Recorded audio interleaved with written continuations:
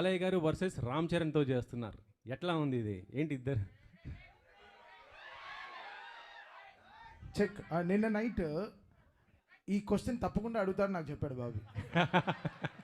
రాత్రి 4:30కే వెళ్ళాం ఇక్కడి నుంచి. బట్ ఈ క్వశ్చన్ మీరు నువ్వు చాలా ఫార్వర్డ్గా ఉన్నావు నాన్న.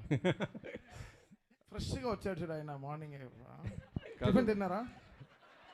ఇడ్లీ.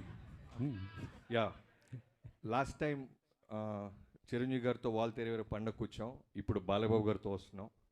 నేను ఏ సినిమా చేసినా న్యాయంగా ధర్మంగా ఆ సినిమా తప్ప మనకి ఏమీ కనపడదు. పోటీలో మనం పెట్టాల్సిన ఎఫర్ట్స్ అన్నీ పెడతాం.